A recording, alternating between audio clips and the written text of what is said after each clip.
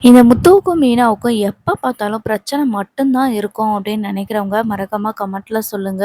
ஒரு பக்கம் ரோஹிணி மொத்த குடும்பத்தையும் ஆட்டி படச்சுட்டு போயிட்டாங்க. இருந்தாலும் இப்போ மனோஜுக்கு அவங்களோட மோட்டிவ் என்ன? மனோஜ எப்படியாவது நம்ம பக்கம் இழுத்துறணும் அப்படின்னு சொல்லிட்டு, அதுக்கு என்னலாம் பண்ணணுமோ அத மட்டும் பண்ணிட்டு இருக்கிறாங்க.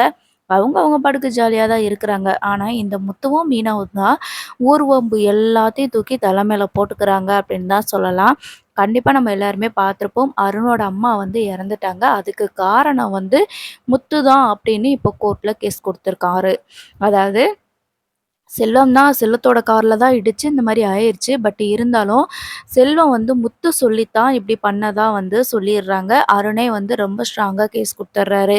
மத்த விஷயத்துலலாம் எப்படியோ சரி போடா போகட்டும்னு விட்டுட்டு இருந்த இவரு, இப்ப அம்மா விஷயம் இல்லையா? அம்மாவே இல்லாம போயிட்டாங்கன்றதுனால, இப்போ கேஸ் குடுத்துருக்கிறாரு. ஸோ இப்ப என்ன பண்றாங்க அப்படின்னா, கோர்ட்டுக்கு இந்த கேஸ் வருது.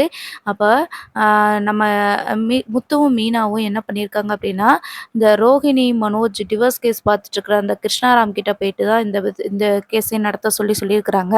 அப்போ நடந்த விஷயங்கள் எல்லாத்தையுமே கிருஷ்ணாராம்க்கு வந்து தெரியும். இப்ப என்ன பண்றாங்க அப்டின்னா, அவங்க என்ன சொல்றாங்க அப்டின்னா, அதாவது கிருஷ்ணாராம் வந்து ஜட்ஜ் ஐயா கிட்ட சொல்றாங்க. அதாவது இவங்களுக்கு வந்து ஏற்கனவே வந்து அருணுக்கு முத்துவ சுத்தமா பிடிக்காது. அதனால தான் வந்து இப்ப அவர் மேல பழிய தூக்கி போடலான்னு இருக்கிறாரு. ஆனா இது வந்து ஜஸ்ட் ஒரு ஆக்சிடென்ட் தான். இது வந்து எதுவும் பிளான் பண்ணிலாம் எதுவும் பண்ணல அப்படின்ற மாதிரி சொல்றாங்க. ஆனா இந்த அருண் இருந்துட்டு அப்படிலாம் கிடையாது. இந்த முத்துக்கு வந்து எப்பயுமே என்னைய பழி வாங்கணும் அப்படின்ற ஒரு நெனப்பு தான். அதனால தான் எங்க அம்மாவோட உயிரையே எடுக்கிற அளவுக்கு இவன் போயிட்டான். ஆனா இப்படி போவான்னு நான் நெனச்சு கூட பார்க்கல அப்படின்னு சொல்லி சொல்றாங்க. அ முத்துவோட கார்ல விழுந்து அவங்க அம்மா இறந்தாங்க. அப்படி இல்ல அப்படின்னு சொல்லி சொல்றாங்க. இல்ல இவன் சொல்லித்தான் இவனோட ஃப்ரெண்டு செல்வம் பண்ணியிருக்கணும். இல்லன்னா அவன் எதுக்கு இப்படி பண்ண போறான்? வேணும்னே தான் பண்ணியிருக்கிறாங்க. என்னைய பழி வாங்கணும்னு நெனச்சு தான் இப்படியெல்லாம் பண்ணியிருக்காங்க அப்படின்னு சொல்லிட்டு அருண் வந்து சொல்றாங்க. அப்போ நம்ம செல்வம் இருந்துட்டு, "இல்ல நான் அதெல்லாம் எதுவுமே பண்ணல. நான் எதுக்கு இப்படி ஒரு உயிர எடுக்க போறேன்? நாங்களே 5க்கும் 10க்கும் வேல பார்த்துக்கிட்டு இருக்கோம். எங்களுக்கு இதெல்லாம் தேவையா? நாங்க அதுக்காக நான் இப்படிலாம் உயிர் எடுக்கிற அளவுக்குலாம் நான் கொடூரமானவள்லாம் கிடையாதுய்யா. எனக்கும் பிள்ளை குட்டி இருக்குது. எனக்கும் குடும்பம் இருக்குது." அப்படின்னு சொல்றாங்க. "அப்புறம் எதுக்கு கார்ல இந்த மாரி நீங்க பார்த்து வர வேண்டியதானே?" அதான் இவர் சொல்றாருல்ல, "நீங்க ஏதோ ஒரு மோட்டிவோட தான் இந்த மாரி பண்ணியிருக்கீங்க." அப்படின்னு அப்படின்ட்டு ஜட்ஜ் ஐயா கேட்குறாரு. அதுக்கு கிருஷ்ணாராம் இருந்துட்டு, "இல்ல இப்படிதான் ஏதாவது ஒண்ணு நடந்தா, அது கண்டிப்பா முத்து பண்ணதா அப்படின்னு சொல்லிட்டு தேவையில்லாம பழிய போட்டுட்ருக்குறாங்க. முத்துவுக்கு வந்து அவங்களோட ஒய்ஃபோட சிஸ்டரோட ஹஸ்பண்ட் தான் இவங்க. அவங்க அதாவது மீனாவோட தங்கச்சிக்கு வந்து கல்யாணம் பண்ணி வைக்கிறதுக்கு விருப்பம் இல்ல. ஏன்னா, லவ் பண்ணி கல்யாணம் பண்ணி வச்சா நல்லா இருக்காது அப்படின்னு சொல்லிட்டு அவரு யோசிச்சிருக்கிறாரு. அது மட்டும் இல்லாம அந்த பொண்ணு நல்ல இடத்துல கல்யாணம் பண்ணி போகணும்னு நெனச்சிருக்கிறாரு. ஆனா, சீதாவோட விருப்பப்படியே அவங்க வந்து கல்யாணமும் பண்ணி வச்சிருக்கிறாங்க. இதுதான் ஆரம்பத்துல இவங்களுக்குள்ள நடந்த பிரச்சனையேன்னு. ஆனா, அந்த போலீஸ் அதிகாரத்த பயன்படுத்தி இப்போ முத்து மேல இப்ப இப்படி அப்பன்ட்டமா பழி சொல்லிட்டுருக்கிறாரு அப்படின்னு சொல்லி சொல்றாங்க. ஒரு நாளைக்கு ஏகப்பட்ட ஆக்சிடென்ட் கேஸ் வந்து பார்க்குறோம். அதில எல்லாருமே இப்படி தான் வந்து சொல்லிட்டுருக்குறாங்க. இறந்தவங்க வந்து அவங்க தான் வந்து விழுந்தாங்க. நாங்க சரியா தான் வண்டி ஓட்டுனோம் அப்படின்னு சொல்லிட்டுருக்குறாங்க. ஏன்னா இறந்தவங்க வந்து சாட்சி சொல்ல முடியாது இல்லையா? அதனால அப்படி பண்ணிட்டுருக்குறாங்க. இத எப்படி நம்ம நம்புறது? இதுக்கு ஸ்ட்ராங்கான எவிடன்ஸ் வேணும்ல அப்படின்னு சொல்லி சொல்றாங்க. அதுக்கு அருண் இருந்துட்டு, "ஆமாய்யா, கண்டிப்பா நான் வந்து எவிடன்ஸோட தான் வந்திருக்கிறேன்" அப்படின்ட்டு சொல்றாங்க. "என்ன எவிடன்ஸோட இருக்கு?" அப்படின்னு சொல்லும்போது, "இதுக்கு என் ஒய்ஃப் தான் சாட்சி" அப்படின்னு சொல்லிட்டு சீதாவ சொல்றாங்க.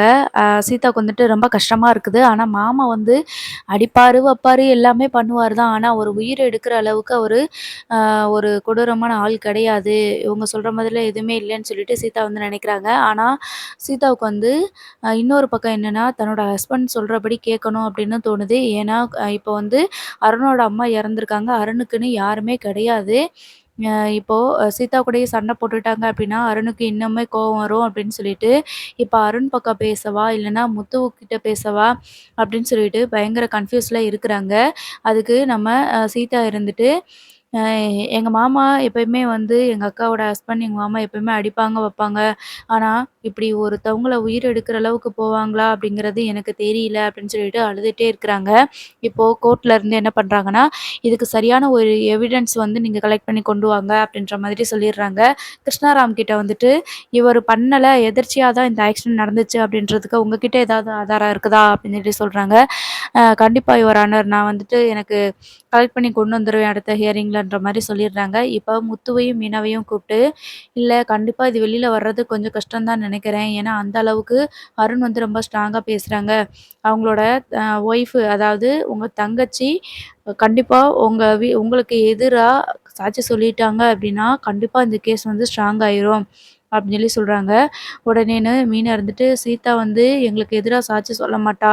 இருந்தாலும் அவங்களோட ஹஸ்பண்ட் பத்தி அவ நெனச்சு பார்க்கணும்ல. பாவம் அவரு அப்பா இல்லாம தான் அவங்க வளர்த்துருக்குறாங்க அவங்க அம்மா. இப்ப அவங்க அம்மாவும் இல்லங்கிறப்ப அவங்களுக்கு இன்னமும் கோபம் அதிகமா தானே இருக்கும். அதனால கண்டிப்பா சீதாவ நம்ப முடியாது. நாங்க வேற ஏதாவது எவிடன்ஸ் கிடைக்குதான்னு சொல்லிட்டு பார்க்குறோம்." அப்படின்னு சொல்லி சொல்றாங்க. அதுவும் சரிதான். நீங்க அது என்னன்னு கொஞ்சம் பாருங்க அப்படின்ற மாதிரி சொல்லிடுறாங்க. அது மட்டும் இல்லாம நாங்களும் என்னோட ஆட்கள் கிட்ட சொல்லி இத பத்தி ஏதாவது எவிடன்ஸ் கிடைக்குதான்னு நான் பார்க்குறேன். நேருல பார்த்த சாட்சி யாராவது இருக்காங்களான்னு சொல்லிட்டு பார்ப்போம் அப்படின்ற மாதிரி சொல்லிடுறாங்க. இப்போ முத்துவும், மீனாவும் என்ன மீனா இப்படி ஆயிருச்சு. அருண் பேசுறத பார்த்தா எனக்கு ரொம்ப பயமா இருக்கு. செல்வம் வெளியிலவே வர முடியாது போல இருக்குதே அப்படின்னு சொல்லி சொல்றாங்க. நீங்க ஏங்க பதட்டப்படுறீங்க? நீங்க கொஞ்சம் அமைதியா இருங்க. கண்டிப்பா நம்ம செல்வண்ணன வெளியில எடுத்தரலாம் அப்படின்னு சொல்லி சொல்லிட்டு இருக்கிறாங்க. அண்ணன் ஒண்ணு செல்வண்ணன் ஒண்ணும் வேணும்னே இதெல்லாம் பண்ணல. வேணும்னு பண்ற ஆளும் கிடையாது. அதனால அவங்கள வெளியில எடுத்தரலாம் கவலைப்படாதீங்க அப்படின்னு சொல்லிட்டு ஆக்சிடென்ட் நடந்த இடத்துக்கு போறாங்க. அங்க ஏற்கனவே வந்து பூ குடுத்துருப்பாங்கல்ல மெயினா. அதனால அந்த கடைக்காரங்க கிட்ட சொல்லி சிசிடிவி இருக்கா செக் பண்ணணும் அப்படின்னு சொல்லிட்டு கேட்குறாங்க. அதுக்கு நீ தாராளமா செக் பண்ணிக்கோமா அப்படின்னு சொல்லிட்டு அந்த கடைக்காரர் வந்து மீனா கிட்ட சொல்லிடுறாங்க. இப்ப நம்ம முத்துவும் சீதாவும் அத வந்து செக் பண்றாங்க. அப்போ சீதா சாரி முத்துவும், மீனாவும் செக் பண்றாங்க. அப்போ காரையும் செல்வம் வந்து கொஞ்சம் ஃபாஸ்ட்டா தான் ஓட்டிட்டு வாராப்ல. டென்ஷன்ல தான் ஓட்டிட்டு வாராப்ல. அந்த நேரம் பார்த்து இவங்க வந்து என்ன பண்றாங்க அப்டின்னா, நம்ம அருணோட அம்மா வந்து ஃபோன் பேசிக்கிட்டேன்னு அப்படியே டக்குன்னு திரும்புற மாதிரி அந்த மாரி சீன் போடுறாங்க. ஸோ, அதனால தான் ஆக்சிடென்ட் ஆயிருச்சு அப்படின்ற மாதிரி சொல்றாங்க. அதாவது 2 பக்கமும் டர்ன் பண்ணி வரும்போது எதர்ச்சியா நடந்த மாதிரியான ஒரு விபத்தா வந்துட்டு காட்டுறாங்க. ஆனா, அருணோட அம்மா முகத்த காட்டல. சும்மா பேசிட்டே இப்படி போறது மாரி பேக் சைடு மட்டும் காட்டுறாங்க. ஸோ, இத வந்து எவிடன்ஸா எடுத்து வச்சுக்கிறாங்க. ஜஸ்ட் இது வந்து ஒரு ஆக்சிடென்ட் தான். வேணும்னே வந்து பண்ணல அப்படின்ற மாதிரி. இப்போ அதையுமே வந்து கோர்ட்ல வந்து சப்மிட் பண்றாங்க. இப்ப சீதாவும் என்ன பண்றாங்கன்னா, அ இது வந்து கண்டிப்பா அத்தை ஆக்சிடென்ட் ஆனது பாவம் தான். அத்தையோட உயிர் போயிருச்சு கஷ்டம் தான். இருந்தாலும் செல்வண்ணன் அப்படி பண்றதுக்கு வாய்ப்பே கிடையாது. செல்வண்ணனுக்கு வந்து அண்ணன வந்து முத்து மாமா வந்து கண்டிப்பா பண்ண சொல்லியிருக்கவே மாட்டாங்க அப்படின்னு சொல்லிட்டு அவங்களும் நினைக்கிறாங்க. இப்ப சீதாவோட சாட்சியம் தான் இங்க ரொம்ப முக்கியமான எவிடன்ஸா எடுக்கப்படுது. நம்ம முத்துவும், மீனாவும் அந்த வீடியோவ கொண்டு வந்து குடுத்துருப்பாங்க. சீதாவுக்கும் அனுப்பியிருப்பாங்க. "இதுல ஏதாவது தப்பு இருக்கான்னு பாரு.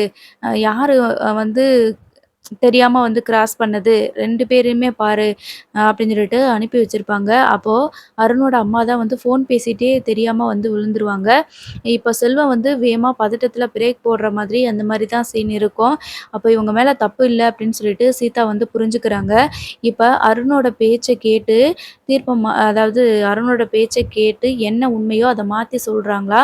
இல்லையா? அப்படிங்கிறத வெயிட் பண்ணி பார்ப்போம். தேங்க்ஸ் ஃபார் வாட்சிங்.